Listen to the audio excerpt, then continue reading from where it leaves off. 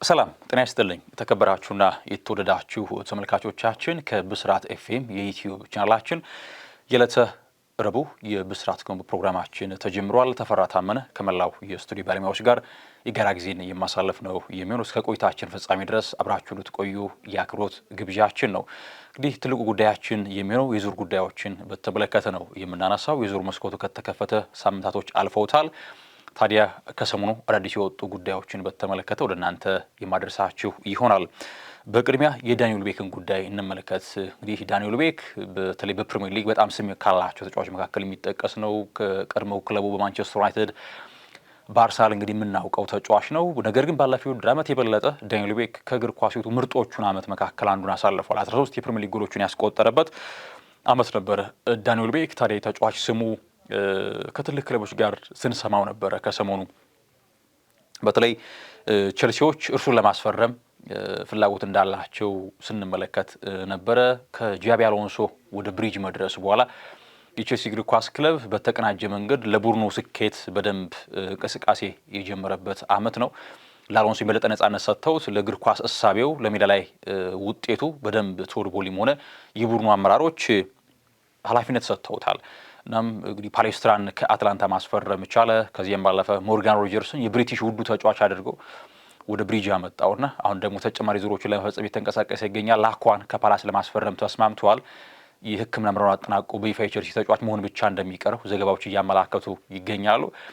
ዳንኤል ቤክን ፈላጊ ሆኖ ቸልሲ መጣና ብዙዎች በተለይ በግርምት መልክ ሀሳቡን ተመለከቱት።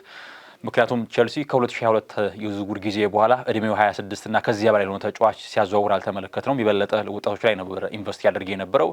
ይህም ራሱን የቻለ የዝውውር ፖሊሲ ነው። ተጫዋቾችን በወጣት እድሜያቸው አምጥቶ ከዚያም ደግሞ ከጎለበቱ በኋላ ከፍ ባለ ገንዘብ ለመሸጥ ነበረ እቅዳቸው። ኢንቨስትመንት ተኮር ነበረ። ነገር ግን ወደ ውጤት ተኮር፣ ከዚያ ተጫዋችን በወጣት እድሜ እያመጡ ከማሳደግና ከመሸጥ በዘለለ አሁን ደግሞ ወደ ውጤታማነት ለመመለስ እድል እየፈጠሩ የመጡ ይመስላል።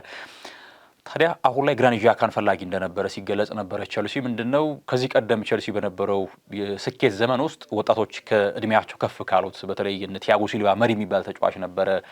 ከዚያም ቀደም ሲል እነ ጆን ቴሪ፣ እነ ፍራንክ ጄምስ ላምፓርድ፣ ድሮግባ በጣም መሪዎቹ ነበሩ። ነገር ግን በቸልሲ ቤት አሁን ላይ መሪ የሚባል ለቡድኑ ጫንቃው በጣም ብዙ ነገር መሸከም የሚችል ቡድኑ ሲቸገር በእያንዳንዱ ቲም ስፕሪቱን ከፍ የሚያደርግ መረብ ሻክሮን የሚያረጋጋ ተጫዋች የለውም በቡድኑ ቤትና እንግዲህ እነ ኮል ፓልመር፣ ሞሴስ ካይሴዶ፣ ኢንዞ ፈርናንዴዝ በጥራታቸው የምናነሳቸው ስሞች ናቸው። ነገር ግን ከልምድም አንጻር ከእድሜያቸውም አንጻር የተለየ እንግዲህ የመልበሻ ክፍል ማረጋጋትን ሲያስመለክቱ አናውቅም። ስለዚህ ቸልሲ አሁን ላይ ቡድኑን መምራት የሚችል እድሜው ከፍ ያለ ተጫዋችን ለማስፈረም የተንቀሳቀሰ ይገኛል። ዳንኤል ቤክ እንግዲህ እስከ 2028 ድረስ ኮንትራቱን ለማራዘም ኮንትራቱን ለመፈራረም መስማማቱ ተገልጿል እና ዊልቤክ ዝውውሩን ለማጠናቀቅ በጣም ከጫፍ ደርሷል። በቀጣይ በስታንፎርድ ብሪጅ የምንመለከተው ነው የሚሆነው። ዳንኤል ቤክን ብዙ ሰርፕራይዝ ያደረገ ነው ብዙዎቹን ይሄ ዝውውር። ከእድሜውም አንጻር እድሜው 35 ነው ዊልቤክ። እንዳልኳችሁ ግን ልምድ ያላቸውን ከወጣቶች ጋር ለማቀናጀት በማሰብ ነው አሎንሶ ይህንን ስራ እየሰሩ የሚገኙት። እናም ዳንኤል ቤክ ቸልሲ ለመቀላቀል እጅግ ተቃርቧል። ዝውውሩ ይፋ ይደረጋል ተብሎ ይታሰባል በቅርብ ጊዜያቶች።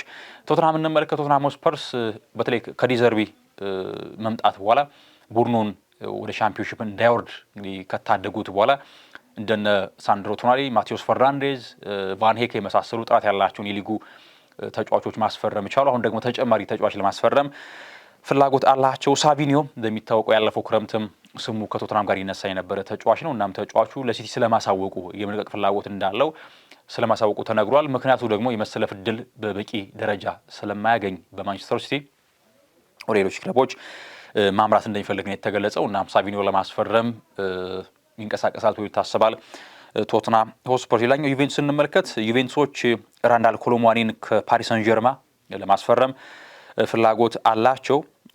ይህ ተጫዋች በውሰቱ ወደ ተለያዩ ክለቦች አምርቶ ነበረ። አሁን ላይ አሮጊቷ ራንዳል ኮሎሙዋኒን ለማስፈረም ፍላጎት እንዳላት ዘገባዎችን ስንመለከት ነበረ።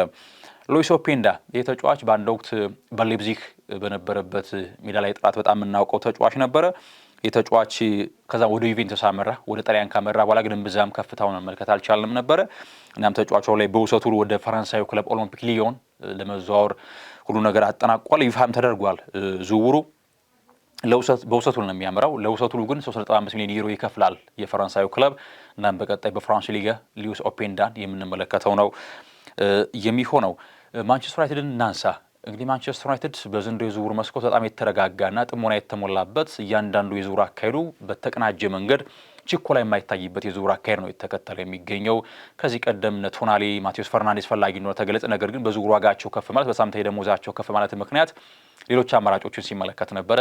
ዩሪ ቴሌማንስን ማስፈረም ቻለ በ35 ሚሊዮን ፓውንድ የውል ማፍረሻውን ከፍሎ ከአስቶን ቪላ። ከዚያም ባለፈ ደግሞ አንድሬ ሳንቶስንም ብዙዎች ሳይጠብቁት ከቼልሲ ማስፈረም ችሎ ነበረ። ተጨማሪ አማካይ ለማስፈረም ፍላጎት አለው ማንቸስተር።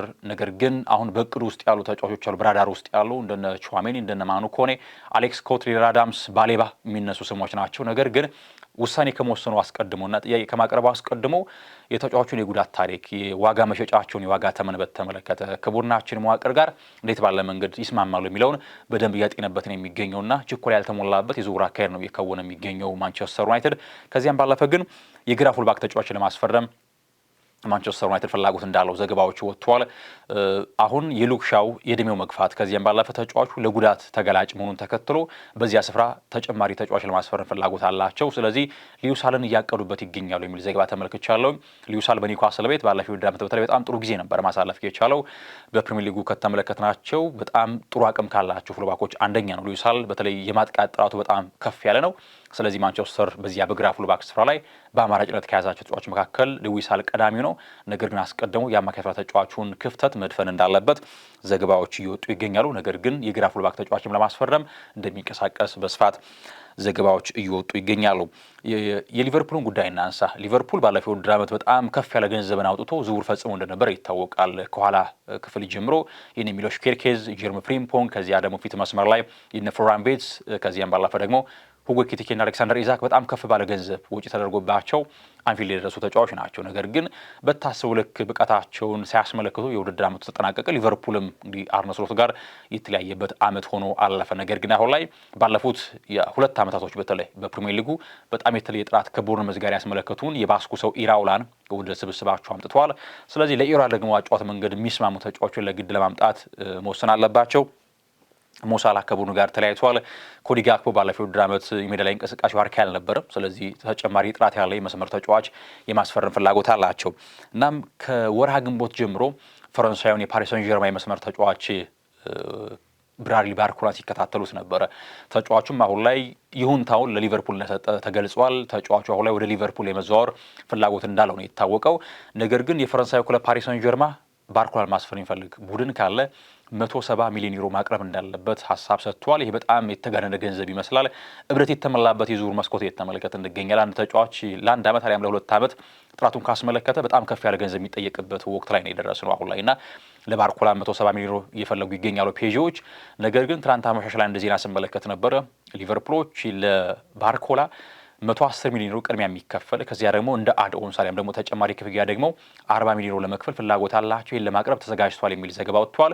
ምናልባት ለባርኮላ 80 ሚሊዮን ፓውንድ በቂ እንደሆነ ያስባል ሊቨርፑሎች። ነገር ግን ለፓሪዚያኖቹ ከፍ ያለ ገንዘብን ይፈልጋሉ። እንዴት ባለ መንገድ ይስማማሉ? የባርኮላን ዝውውር በተመለከተ ምን ይገጥም ይሆን የሚለው ይጠበቃል። ነገር ግን ሊቨርፑል የግድ የፊት መስመር ተጫዋች ለማስፈረም መወሰን እንዳለበት ይታምናል። ካለው የስብስብ ጥራት አንጻር ማለት ነው። እንደሚታወቀው ባርኮላን በተመለከተም አርሰናል ፈላጊ ስለመሆኑ ዘገባዎች ሲወጡ ነበረ። ሌላኛው ጉዳይ የብሩኖ ጊማሬሽን ጉዳይ ላንሳላችሁ። ብሩኖ ጊማሬሽ ባለፉት ሳምንታት ስሙ በጥብቅ ከአርሰናል ጋር የሚነሳ ተጫዋች ነበረ።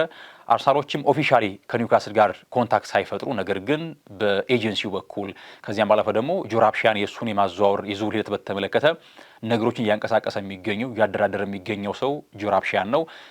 ይሄ ሰው የበለጠ የአርሰናል ደጋፊ እንደሆነ የዓመት ትኬትም እንዳለው ይገለጻል።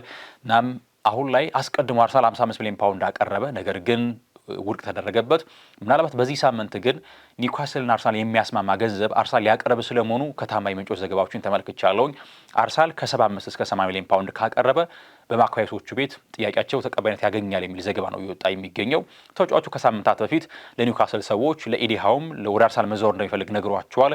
በእግር ኳሳዊ ምክንያት አሁን እድሜው 29 ይገባል ከወራቶች በኋላ። ስለዚህ ተጫዋቹ በዚህ እድሜው ከፍ ወዳለ ቡድን ስኬት ወደሚገናጸፍበት ቡድን መዛወር ይፈልጋል። ስለዚህ ለቡድኑ አሳውቋል። ነገር ልክ እንደ ኢዛክ ጫና አሳድረው ቡድኑ ላይ ጫና ፈጥሮ መልቀቅ አይፈልግም። ቡድኑን ያከብራል። ነገር ግን ኒውካስሎች መልቀቅ አይፈልጉም። ነገር ግን ተገቢ ገንዘብ ከቀረበላቸውና ተጫዋቹ የመልቀቅ ፍላጎት ካለው አሰልፈው ይሸጡታል። ስለዚህ አርሰናሎች ኒውካስል የሚፈልገውን ያክል ገንዘብ ከ75 እስከ 80 ሚሊዮን ፓውንድ አቅርበው ለስምምነት ይደርሳሉ የሚል ዘገባዎች ወጥቷል። እናም ዙሩ በጣም እየተቃረበ እንደመጣ ዘገባዎች ከታማኝ ምንጮች ስመለከት ነበር። እናም ዲክላን ራይስ ባለፈው ውድድር ዓመት በጣም በእያንዳንዱ ጨዋታ ላይ ያለውን ሁሉ ያለስተ የሰጠ በአርሰናል ስኬት ውስጥ በጣም ሁነኛ ሰው ነበረ። ነገር ግን በድካም ምክንያት የግድ ማረፍ የሚገባው ተጫዋች ነው። እርሱን ለመተካት ደግሞ ጥራት ያለው ተጫዋች ያስፈልጋቸዋል። ጊማሪሽ ምርጫቸው አድርገዋል አርሰናሎች። እናም በቅርብ ቀናት ስምምነት ላይ ይደርሳሉ ተብሎም ይታሰባል ጊማሪሽና አርሰናል። ለዕለቱ ያዝናቸው ስፖርታዊ መረጃዎችን ይመስሉ ነበር። ተመልካቾቻችን ተፈራ ታመነ ከመላው የስቱዲዮ ባለሙያዎች ጋር የጋራ ጊዜን አሳልፌያለሁኝ። ብሩህ ጊዜን ተመኘው።